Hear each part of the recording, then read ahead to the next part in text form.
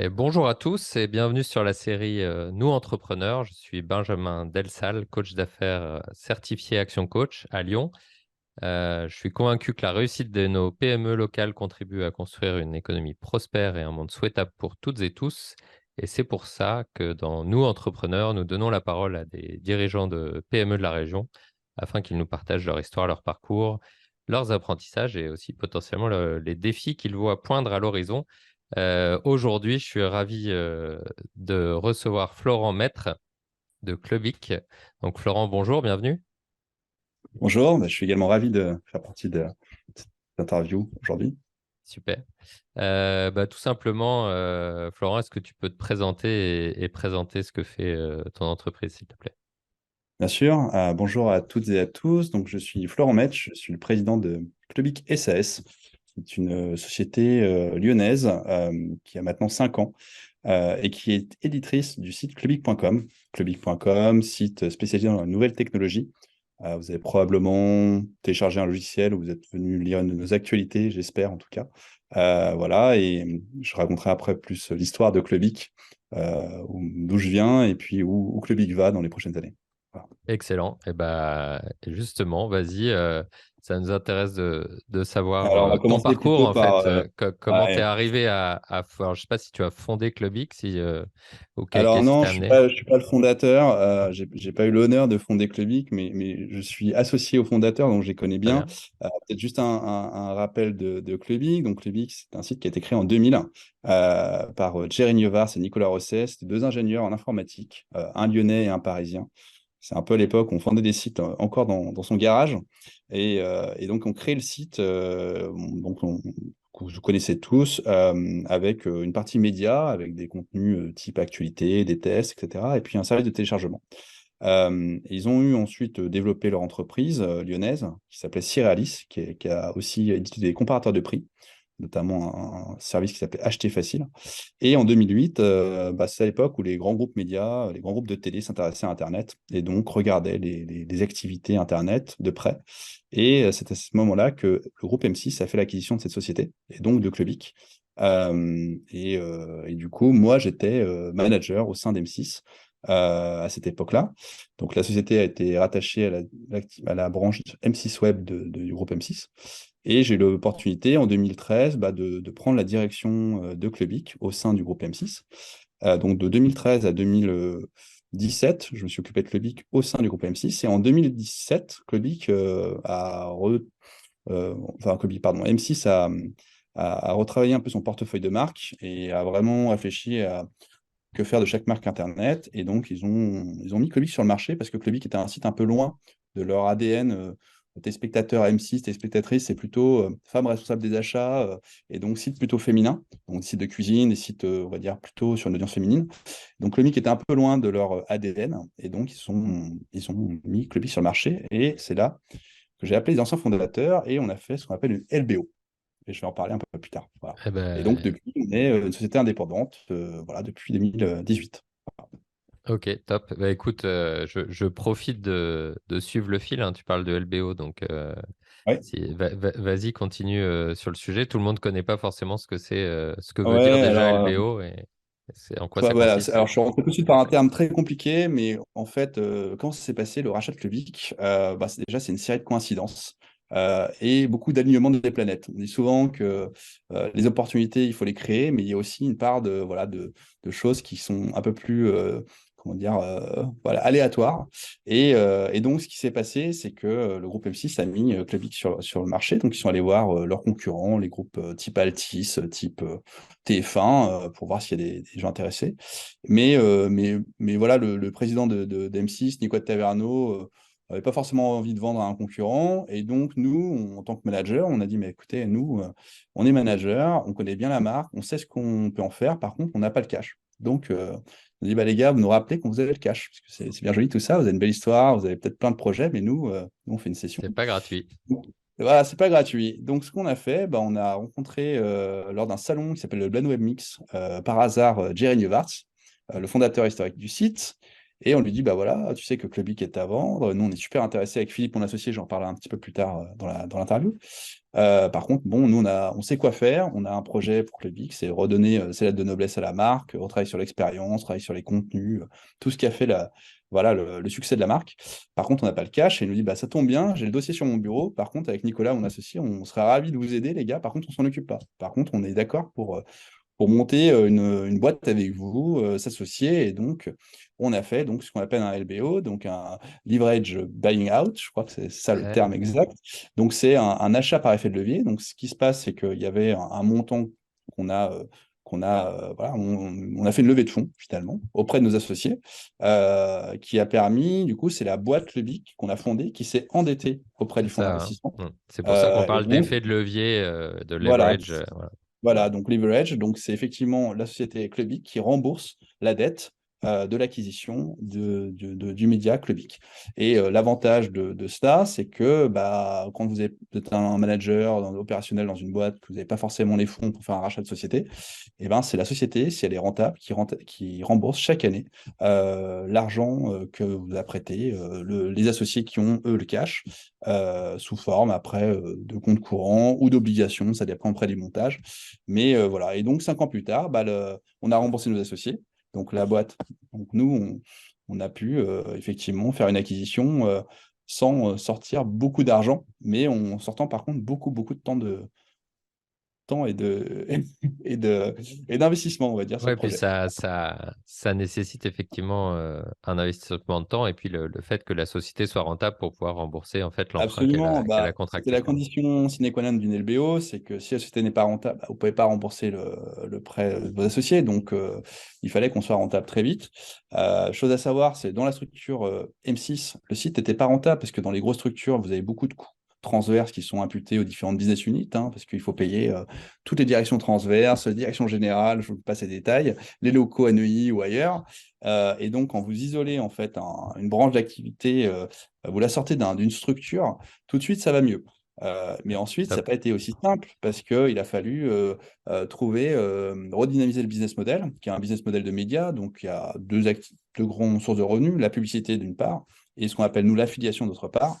Et ben, pas de bol, l'affiliation, on a Google qui a changé ses règles d'affichage sur son moteur de recherche. À l'époque, les comparateurs de prix marchaient bien. Google a dit, attendez, nous, c'est Google Shopping, donc les gens qui font des comparateurs, chut, vous êtes en page 2. Nous, on met notre service en page 1. Donc, il a fallu être rentable, mais surtout trouver rapidement de nouveaux business models, de nouvelles sources de revenus. Et pour cela, eh ben, il a fallu qu'on se retrousse les manches avec Philippe, mon associé. Donc, on est deux associés aux commandes. Moi, je suis le président, Philippe est directeur général. J'ai plus, moi, le rôle du bizdev, on va dire du commercial, peut-être le sentir quand je parle. Et Philippe, qui est mon associé, plus sur les opérations. Et on a également Richard, qui est directeur technique, parce que dans notre marché de médias pure player, la technique, c'est essentiel. On a des outils en ligne, on est sur Google. Il faut avoir une équipe technique solide pour pouvoir faire tout ce qu'on veut faire. Voilà. Ouais. Ok. Et du coup, tu parlais de différents business models, de changements, etc. Ouais, Donc pas mal d'adaptations. ouais. Aujourd'hui, c'est quoi votre client type et qu'est-ce que vous proposez à ce client ou ces clients comme valeur, comme Ouais. unicité? C'est quoi Alors votre nous, unicité? on a des petits clients qui s'appellent Google, Amazon, ce genre de petites boîtes. Donc essentiellement, nous on travaille à la fois avec des gros comptes comme ces gens-là. Donc Google, concrètement, bah, on affiche des publicités de Google sur nos pages, tout simplement. Donc notre but, c'est de faire un maximum d'audience pour afficher un maximum de publicités et d'optimiser les emplacements publicitaires pour optimiser le revenu par emplacement et le revenu par page. Donc Donc c'est Google ne assez. voulait pas de vous sur leur page, mais vous n'avez pas été rancunier, quoi. Mais voilà, comme c'est quand même eux qui gèrent quand même beaucoup le marché, on est OK pour travailler avec eux. Ça marche. Donc ça, c'est un de nos principaux clients. Sur la partie affiliation, là, on a plus un rôle d'apporteur d'affaires. Donc nous, notre métier, c'est d'apporter des leads à des gens comme Amazon. Donc concrètement, pendant les préparatifs des fêtes de Noël ou pendant un événement comme le Black Friday, bah, notre métier, c'est de faire des bons contenus bien référencés qui vont aider les utilisateurs à trouver soit des bons plans, soit à comparer les produits, soit à trouver le test qui permet de faire leur choix pour tel ou tel smartphone, et ensuite de rediriger ce trafic vers Amazon. S'il y a une vente qui est réalisée sur Amazon, ces derniers nous versent une commission qui dépend de la catégorie de produit, etc. Donc voilà, donc il y a un modèle très génération d'audience plus il y a d'audience, plus il y a de revenus, et puis un modèle qui est plutôt un modèle plutôt de type e-commerce, où là, il faut arriver à générer une visite qualifiée voilà, pour générer une conversion. Et c'est à ce moment-là, on est plus sur de la performance. Donc, il y a d'un D'accord. côté Ah, l'audience et de l'autre côté la performance. c'est intéressant. Ça veut dire qu'avec Amazon, en fait, vous permettez à Amazon en fait, de proposer plus de valeur à ses clients et quelque part d'être plus attractif parce que vous allez générer du trafic sur Amazon qui eux-mêmes, du coup, enfin, c'est pas Amazon Pour eux, qui vend à la fin ou en tout cas voilà, pas directement, mais voilà. pour eux, c'est mieux qu'acheter des pubs sur M6 ou Ou sur sur Internet Google. parce Ouais. qu'ils payent à la performance. Donc aujourd'hui, notre marché du web est de plus en plus orienté vers la performance. Et donc, ça oblige, nous, les éditeurs de sites web, à générer du trafic qualifié. Donc, on va créer des contenus aussi dans cet objectif-là. Chaque contenu a sa raison d'être, en tout cas a son objectif.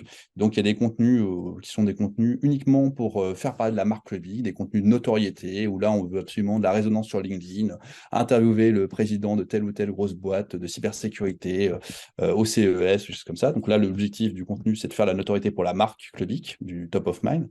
Des contenus de génération d'audience, parce que là, il faut afficher un maximum de publicité, et donc là, c'est d'être présent sur des plateformes Google comme Discover, et donc d'être visible par un maximum d'utilisateurs et utilisatrices, pardon.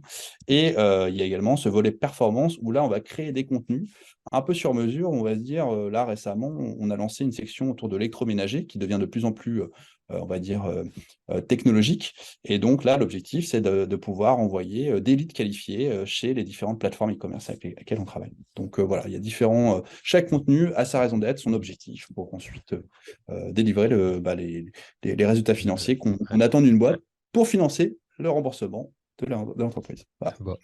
Top. Et justement, tu parlais de ces différentes adaptations, par exemple au moteur de Google, etc.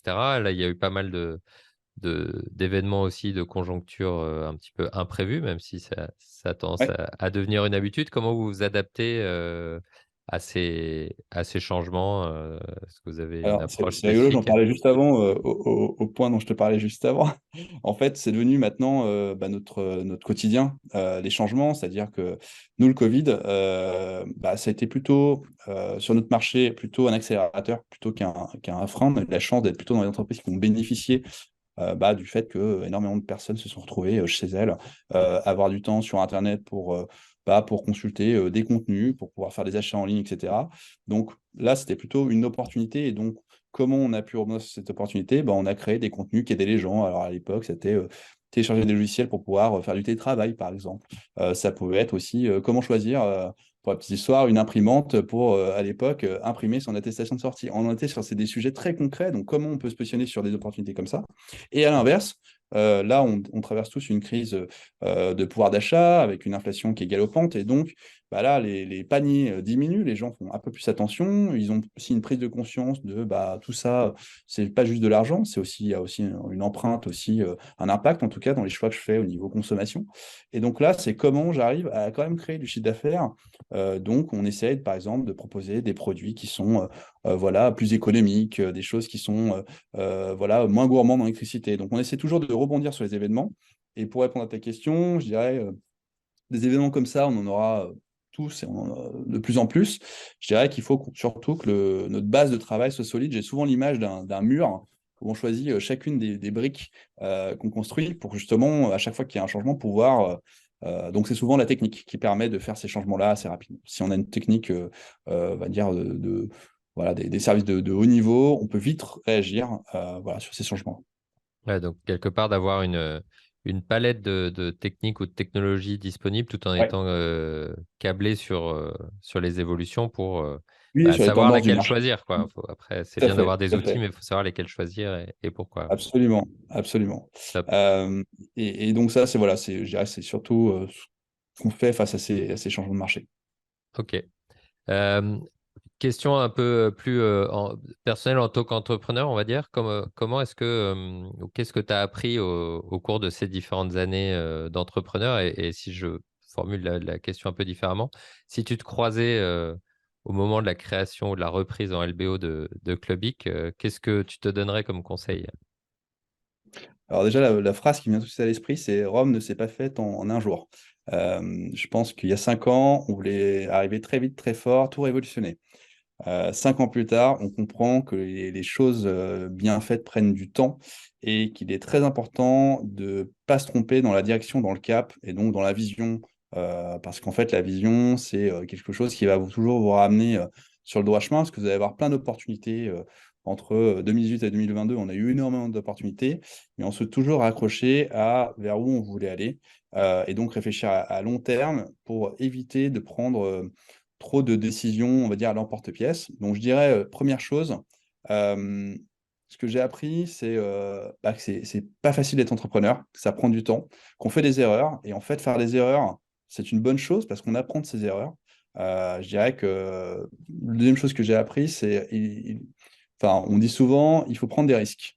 Il faut toujours prendre des risques qui sont calculés, mais être entrepreneur, c'est prendre un risque. Et quand vous êtes entrepreneur, si vous ne prenez pas de risque, tôt ou tard, vous allez vous rendre compte il fallait en prendre pour pouvoir changer de modèle, se développer, etc.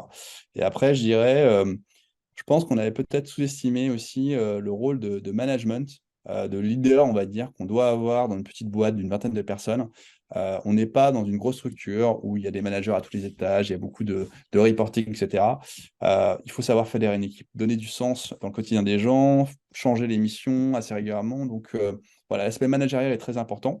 Et le conseil que je donnerais à Florent il y a 5 ans, je dirais, va pas trop vite, mais pense très loin, pense très long terme et écris là où tu veux aller et essaye de ne pas, entre guillemets, trop.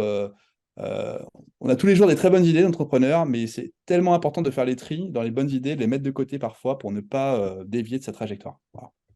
Ah, génial, hyper intéressant. Surtout que nous, on aime bien dire chez Action Coach qu'on a tendance à surestimer ce qu'on peut faire à court terme et à sous-estimer au contraire ce qu'on peut faire à long terme en Je travaillant suis brique par brique. tout Donc, à fait d'accord avec ça. ouais, c'est excellent. Et qu'est-ce que tu vois, toi, comme prochain axe de progression? Comment tu fais déjà pour progresser, toi, pour monter en compétence? Tu parlais des différents, enfin, que le métier d'entrepreneur, c'était différentes casquettes au final. Comment est-ce que tu Ouais. progresses sur ces différents métiers-là? Alors, j'ai la chance déjà on est 3 associés opérationnels, ce que je disais tout à l'heure, donc Philippe, qui est le directeur général, qui est vraiment mon binôme, voilà, d'associés opérationnels sur la boîte. On a Richard, qui est notre directeur technique, et on a la chance d'avoir les anciens fondateurs, qui sont des entrepreneurs un peu plus expérimentés que nous, et qui partagent non pas ce qu'il faut faire, mais plutôt, eux, les erreurs qu'ils ont pu faire par le passé pour nous aider un peu à nous transmettre un petit peu des bonnes pratiques, etc. Et on s'inspire beaucoup de ces gens-là. Donc, on a des comités stratégiques tous les trimestres avec eux. Ils ont une activité de fond, mais aussi ils ont une boîte, une billetterie en ligne à Lyon qui s'appelle Mapado. Et ils sont assez avant-gardistes aussi sur on va dire, sur la manière de gérer une boîte. Ils sont en mode entreprise libérée, avec, il n'y a pas de management, il y a des rôles et des boussoles. Ils sont en semaine de 4 jours. Enfin, ils sont assez avancés, on va dire, sur l'organisation. Et donc, on s'inspire énormément de leur manière de faire. Ça, c'est sur plutôt la partie, voilà, comment gérer une équipe, le management. À titre personnel, à un moment, on a ressenti le besoin d'avoir un coaching. Très simplement, moi, j'avais déjà, comme je te l'avais dit, vécu un coaching il y a quelques années et très bien, très bonne expérience. Et donc, là, on a fait appel à une coach, non pas pour nous trouver les solutions, mais pour nous apprendre à plus se révéler en tant que dirigeant et qu'on n'est pas forcément tous les mêmes dirigeants. Moi, j'ai plutôt une casquette qui est plutôt dans le développement. Philippe, on a fait plutôt sur le build, vraiment sur la construction. Et donc, les deux sont importants. Donc, Bien c'était la sûr. question, c'est comment on arrive à se synchroniser pour que, à des moments, il faut faire du développement et à des moments, il faut faire du build. Et à des moments, voilà. Donc, j'ai ces outils-là. Et après, je lis beaucoup. Je lis énormément d'articles sur LinkedIn, je lis aussi beaucoup de bouquins américains un peu bizarres, Il y en a mais qui un m'aident. à nous recommander, qui t'a marqué Euh, récemment ou alors, plus anciennement, bon, mais après, je pense que c'est pas trop le bon moment pour en parler, mais j'ai lu la biographie d'Elon Musk. Je ne suis pas du tout un fan d'Elon Musk, mais je trouve que c'est intéressant son parcours d'entrepreneur. Après, je vous laisse tous et toutes juges du bien fondé de ce qu'il fait, mais en tout cas, son parcours est assez dingue parce qu'il y a eu beaucoup d'échecs dans son parcours et ça montre aussi comment il a rebondi là-dessus. Et après, oui, je lis pas mal de choses. Je lis pas mal alors j'ai plus son nom en tête, mais des articles d'un professeur de l'EM Lyon. Je pourrais vous le retrouver, je le mettrai en commentaire sous cette vidéo si, si c'est possible. Euh, Mais voilà, qui parle plus sur la stratégie que je vous invite vraiment à lire. Je vais vous le retrouver dans un instant. on mettra en Philippe commentaire. Ouais. Ah, Phil Berzan de l'EM Lyon, que je vous conseille de suivre sur LinkedIn, qui est absolument passionnant dans ses posts sur, voilà, alors en ce moment c'est sur ChatGPT, qui est un événement assez majeur dans notre marché. Donc l'intelligence artificielle est en train de vraiment révolutionner la création de contenu sur le web et c'est assez inspirant. Voilà. très bien, bah, je l'inviterai peut-être ici. Et sûrement intéressant pour les entrepreneurs de l'entendre. Justement, est-ce que toi, tu as, un peu la dernière question, est-ce que tu as quelqu'un que tu voudrais mettre en avant, mettre dans la lumière ou que tu aimerais bien entendre tout simplement sur nous, entrepreneurs? Bah, je pense naturellement, je parlais de mon associé sur Mapado, Jerry Neuwarth, qui est le fondateur historique de Klebic. Je trouve qu'il est assez intéressant de son parcours, c'est que au-delà d'avoir réussi une première fois, avoir réussi à vendre sa boîte dans de bonnes conditions, il a surtout relancé l'aventure entrepreneuriale. Et il a un motto que je trouve vraiment très, très, très juste dans l'entrepreneuriat, c'est si tu réussis la première fois, tu as de la chance. Si tu réussis deux fois, c'est que tu es bon. Et je trouve qu'il y a peu d'entrepreneurs qui ont cette humilité de le dire, parce qu'en fait, c'est dur, qu'il faut être bon, mais il y a une part aussi de chance. Et donc, la chance, ça se crée parce qu'on aussi on fait les bons choix et on sait bien s'entourer. Mais voilà, c'est quelqu'un en tout cas que je respecte beaucoup en tant qu'entrepreneur parce que il réussit pas que sur la partie, on va dire, économique et financière, mais aussi d'un point de vue comme je disais tout à l'heure, social et de la manière dont il gère son équipe. On partage des bureaux avec eux, ils sont assez inspirants. Et franchement, c'est vraiment un mec qui aura toute sa place dans ce type d'interview. Eh Voilà. ben top, on va le contacter. Alors, ben, écoute, merci beaucoup Florent pour ta participation sur Nous Entrepreneurs, d'avoir partagé ton parcours et des choses super inspirantes. J'invite tout le monde à prendre des notes sur ces interviews et également à avoir un regard critique, hein. Tu parlais d'Elon Musk tout à l'heure. Je pense que c'est aussi important de Faut l'avoir. quand on est d'accord ou pas d'accord avec ce qu'on lit, ce qu'on Ouais. peut voir, etc.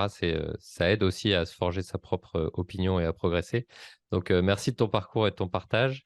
Merci à tous de nous avoir écoutés et puis à bientôt pour de nouvelles euh, interviews inspirantes d'entrepreneurs. Une dernière question, comment est-ce qu'on peut te contacter, te suivre pour nos auditeurs Alors, c'est assez simple.